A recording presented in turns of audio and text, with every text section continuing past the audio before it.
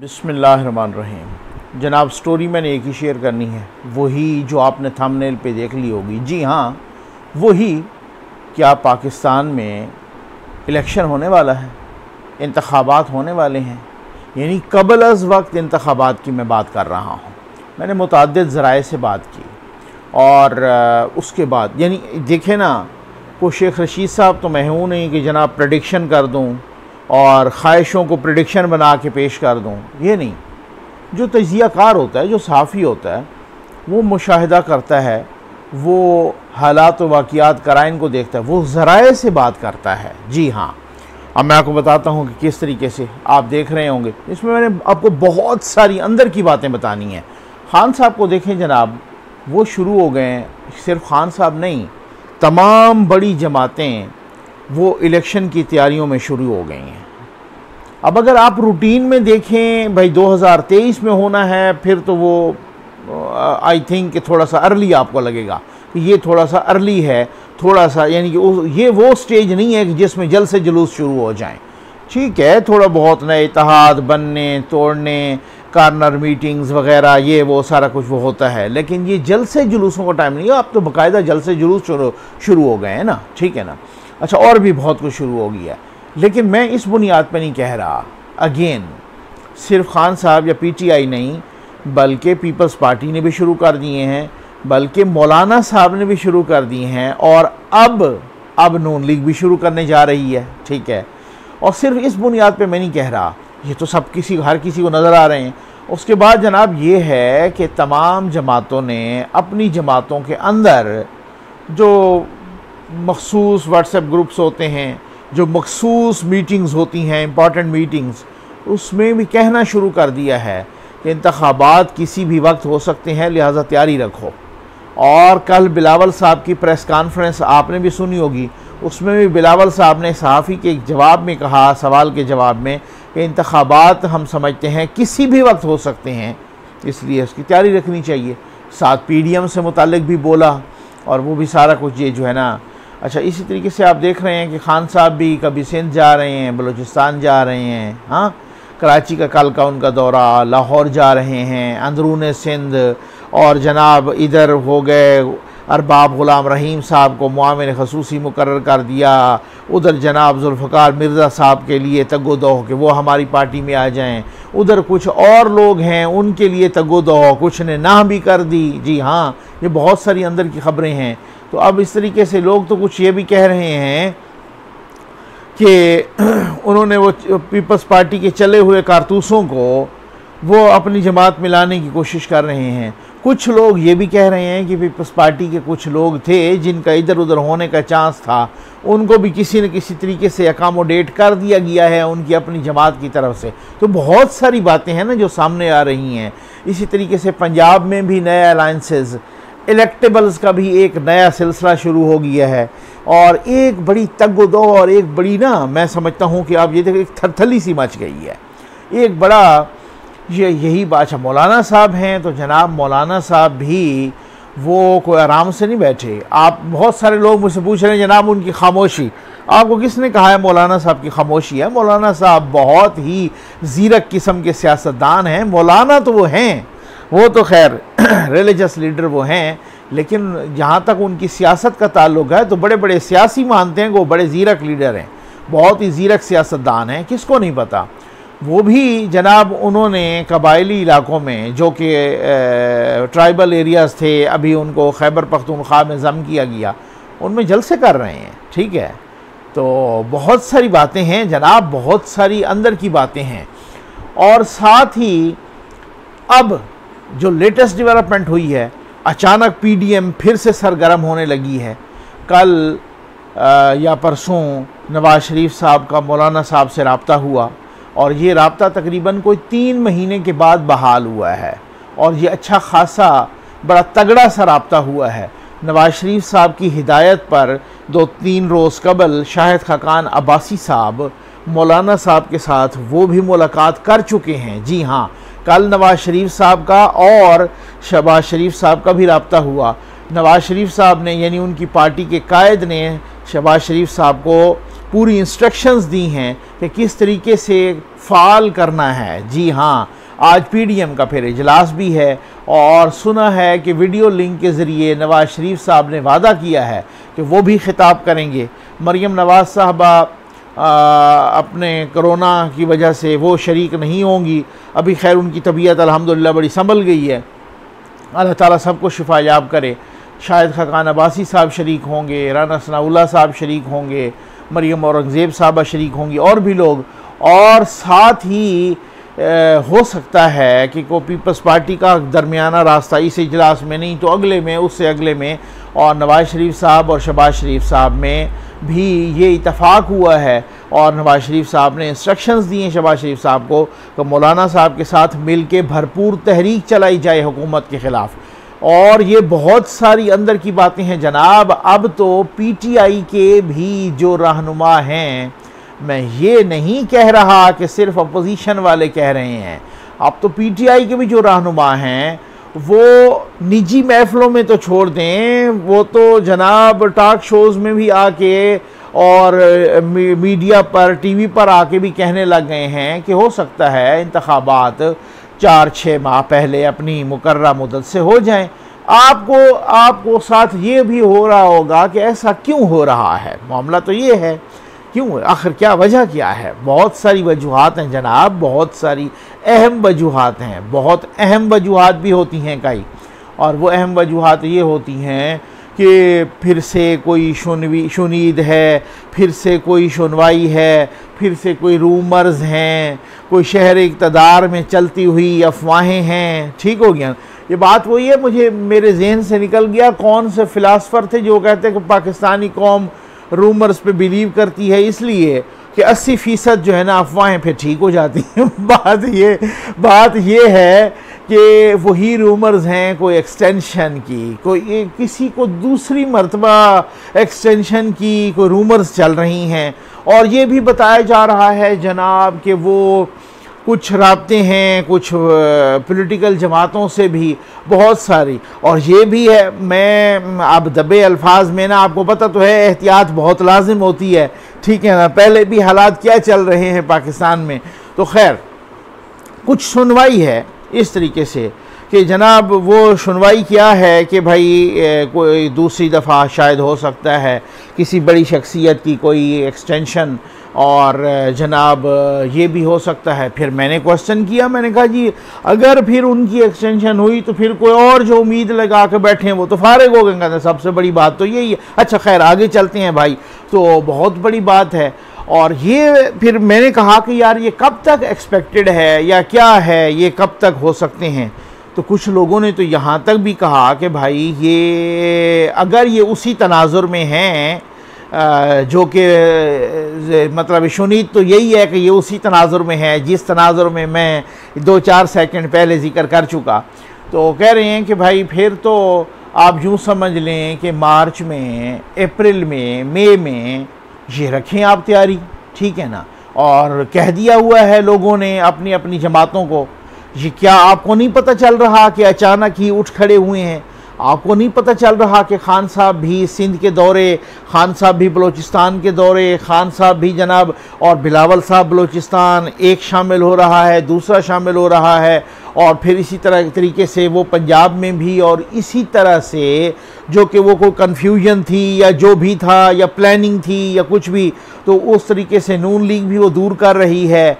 और साथ अच्छा पता है क्या है, बड़ी दिलचस्प सी सूरत हाल डेवलप होकर आ रही है। मैंने फिर, मेरी आदत है मैं जहाँ से भी जिस ज़राए से सिर्फ ख़बर नहीं उगलवाता उस खबर का ऑपरेशन उधर ही कर देता हूँ। सामने भी बैठा हूँ ना तो मैं उधर ही कर देता हूँ ऑपरेशन, और साथ क्वेश्चन कर देता हूँ, क्योंकि मैं अपनी, जब मैं सेटिस्फाइड नहीं होऊंगा जब तक, तो मैं फिर आप तक वो तजिए की फॉर्म में कैसे पहुँचाऊँगा। तो मैंने कहा यार ये किस तरह से हो सकता है, आप मुझे ये भी बताएं ज़रा काइंडली सर कि एक इंतखाबात या तो खान साहब रिज़ाइन कर दें या ख़ुद खान साहब जो है ना असम्बली तोड़ दें, ठीक हो गया ना, वो ख़ुद प्रेसिडेंट से कहें और असम्बली तोड़ दें, या कोई मार्शल लॉ लगा दे और फिर उसके बाद इंतखाबात करवा दे। कोई आईनी तरीका होगा ना, जब तक वज़ीर-ए-आज़म ना चाहें तो इस तरीके से तो कैसे हो सकता है। तो फिर बताया ये गया कि असल में मसला ये है कि अब जैसे, अच्छा उन्होंने मुझे पहले बताया फिर उसके बाद प्रेस कॉन्फ्रेंस बिलावल साहब की कल हो गई। बिलावल साहब ने फिर ये कहा, आपने सुना होगा, उन्होंने कहा कि हम तो ये चाहते हैं, हम तो कह रहे हैं कि आज भी इन हाउस चेंज आ सकती है, अगर आप चाहें, अगर अपोजिशन वाले चाहें, हम सारे मिल के ये कर सकते हैं। लेकिन वो अपोजिशन वालों पर भी जनाब उन्होंने तनकीद की कि अपोजिशन पर भी कि वो ऐसा नहीं चाहते, पता नहीं क्यों नहीं चाहते। हम जब तक पीडीएम में थे तो ये कामयाबियां समेट रहे थे, और जब हमें अलग किया गया तो फिर हम उन गिले शिकवे भी किए। इसी वजह से मैंने कहा ना कि हो सकता है कोई पीपल्स पार्टी की भी कोई ऐसे ही फार्मल इनफार्मल कोई माफ़ी तलाफ़ी हो जाए और दोबारा उनकी वापसी भी हो जाए, कोई इतना नामुमकिन भी नहीं है। लेकिन बात यह है कि उन्होंने मुझे कहा कि भाई बात यह है कि मैंने कहा कि फिर वो तो आपको पता है ना, फिर उसमें क्या, अगर उसी तनाजुर में है तो आप कह रहे हैं कि मार्च में, अप्रैल में, मई में, क्योंकि फिर अगर यहाँ से ये हो जाए तो फिर नई जो बनती उतने तक नवंबर आ जाएगा, ठीक है ना, 2022 का। तो जिनके साथ उनकी सेटिंग हुई होगी, ठीक है, जिनके साथ, जिस सियासी जमात के साथ, मिसाल के तौर पे। और फिर मैंने ये भी कहा, मैंने कहा कि फिर रिकॉर्ड तो इस मामले में एक्सटेंशन देने का जरदारी साहब का बहुत अच्छा है, ठीक हो गया, आगे चलते हैं। मैं इशारे करता होता हूँ, आप माशाल्लाह बहुत बाशऊर हैं, आप समझ जाते हैं। तो उन्होंने कहा हाँ रिकॉर्ड अच्छा है और लोगों से भी चल रही है सूरत हाल। और असल में मसला ये है कि बहुत सारे इलेक्टेबल्स और इत्तेहाद और इधर उधर ये वो कहते हैं ना, जिस तरह से पीपल्स पार्टी को वो बड़ा मुश्किल हो गया है कि वहाँ पे भुट्टोइज़म है, और या वहाँ पर वो जो है ना वो सारा कुछ जिस तरह से वोट डलते हैं और इतना बड़ा मार्जिन होता है कि बहुत बड़े पैमाने पे धांधली करना तकरीबन नामुमकिन हो जाता है। और फिर इसी तरीके से अब पंजाब में भी वही सूरत हाल अख्तियार, ख़ास तौर पे सेंट्रल पंजाब में वो सूरत हाल अख्तियार कर चुका है मामला, और वो नून लीग का वोट बैंक भी। और किसी तरीके से कोशिशें करके देखेंगे जनाब, वो अंदर सर्वे करवा के देखेंगे कि कोई ऐसा तरीका निकल आए कि इनका वोट बैंक टूटे। वोट बैंक उनका टूट नहीं रहा, उसी तरह से इंटैक्ट है और मज़ीद बढ़ रहा है। इसी वजह से तो नए इत्तेहाद और इलेक्टेबल्स और ये वो और आज़ादों को खड़ा करना और ये प्लानिंग भी हो रही हैं। लेकिन अब जो है बहुत सारी चीज़ें हैं, बहुत सारे लोग फ़ाल हो गए हैं, दोबारा से मुतहरिक हो गए हैं। और जनाब वो ये कह रहे हैं कि भाई अच्छा, मैंने फिर उसके बाद पूछा, असल में काम की बात तो यही है। तो मैंने कहा कि कैसे होगा, वो तो आज चाहें, अगर कंट्रोल टावर आज चाहे तो काफ लीग को इशारा कर दे, MKM को इशारा कर दे, अलग हो जाएं। तो फिर मैंने कहा जी वो टाइम पे होता है ऐसा।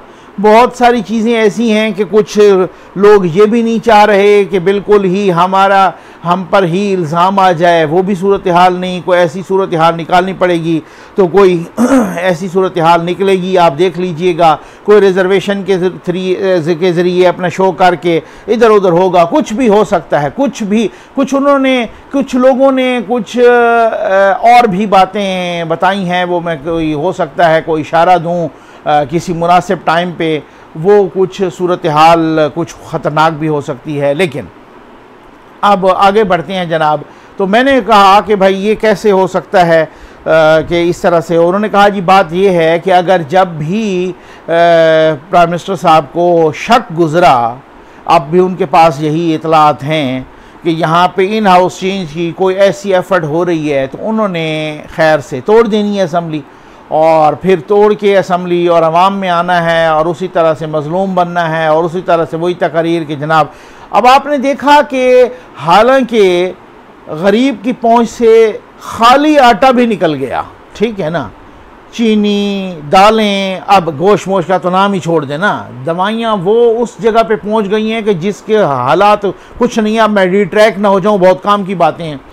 तो फिर भी उसके बावजूद हुकूमत वाले कह रहे हैं और प्राइम मिनिस्टर साहब रोज़ कह रहे हैं कि जी मईशत बड़ी सही डगर पे आ गई है, बहुत चल पड़ी है, बस पाकिस्तान तरक्की कर रहा है, गरीब के पास खाने का नहीं है। आप भी सोचते होंगे कैसी तरक्की है भाई पाकिस्तान की, कि गरीब तो दिन ब दिन धंसता जा रहा है। गरीब को तो छोड़ दीजिए, तो मिडिल क्लास लोग भी जो है ना फाकों पे आ गए हैं। मैं आपको पूरी जिम्मेदारी के साथ कह रहा हूँ, मिडिल क्लास लोगों के साथ भी उन्होंने अपना स्टैंडर्ड इतना गिरा दिया है कि जो उसको छोड़ दीजिए।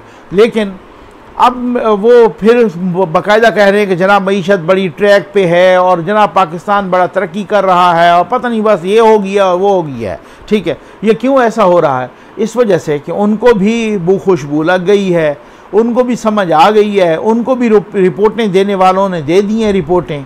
मैं आपको पूरी जिम्मेदारी के साथ बता रहा हूं कि जो पार्टी के इनर सर्कल हैं, यानी इंट्रा पार्टी स्ट्रक्चर जो है, उनमें तमाम बड़ी जमातों में ये मैसेजेस चल चुके हैं, ये मीटिंग्स, ख़ास मीटिंग्स में ये कन्वे किया जा चुका है कि तैयारी रखो, किसी भी वक्त इंतखाबात हो सकते हैं। क्योंकि ज़ाहिर है जब मार्च अप्रैल में हों तो फिर तो नवंबर, आपको पता है ना, या मार्च में असम्बली तहलील हो तो फिर आपको पता है कि फिर वो 90 दिन होता है।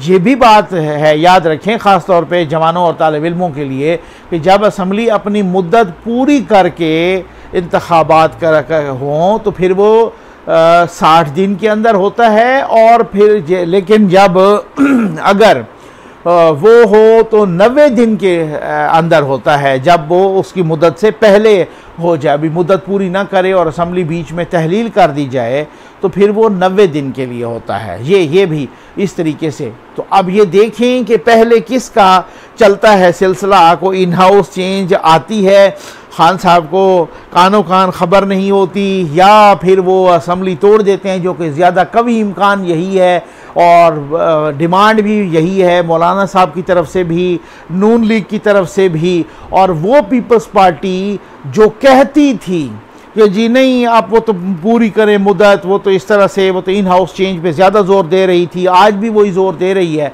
उन्होंने भी अपने तरह से तैयारी शुरू कर दी है। जी हाँ, मैं आपको पूरे बावसूख अंदाज में कह रहा हूँ और ज़राए से बात करके कि वो आज भी इस कोशिश में तो हैं कि इन हाउस चेंज हो जाए पहले, क्योंकि हम वो सिंध असम्बली भी मुद्दत पूरी कर ले और वो सारा होता है ना, आपको पता है, और सारा कुछ हो जाए। लेकिन आज भी उन्होंने अंदर अंदर से वो तैयारी, अब जो नून लीग की कन्फ्यूजन या जो बयानिए के टकराव या कुछ भी था, अब नवाज शरीफ साहब का, शहबाज शरीफ साहब का रब्ता हुआ, उन्होंने कहा जी पीडीएम को फाल करें, पीडीएम को साथ साथ फाल करते करते अब आप कुछ देर के बाद देखेंगे, मतलब चंद हफ्तों के बाद ये आप देखेंगे आपके सामने नए नए इंतखाबी अलायंस आएंगे। जी हाँ, सीट एडजस्टमेंट आएगी प्रोविंस वाइज, और यूँ समझ लें मुल्की सतह पर भी, सूबों की सतह पर भी, ज़िलों की सतह पर भी, शहरों की सतह पर। ठीक हो गया ना।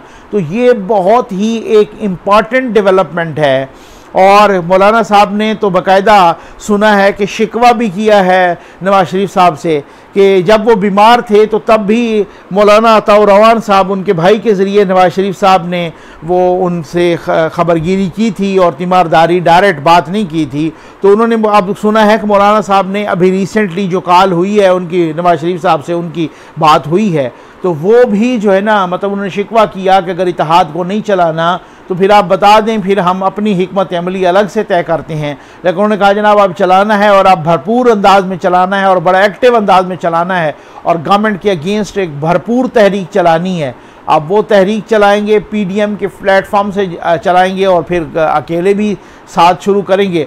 आज पीडीएम का इजलास हो रहा है, देखें कि उसमें कैसा खिताब होता है नवाज शरीफ साहब का भी, बाकियों का भी, और इसके आइंदा का लाअमल क्या होता है, कितना तेज़ होता है, कितना आइंदा के इजलास और फिर जलसे जुलूस होते हैं या रैलीज़ होती हैं।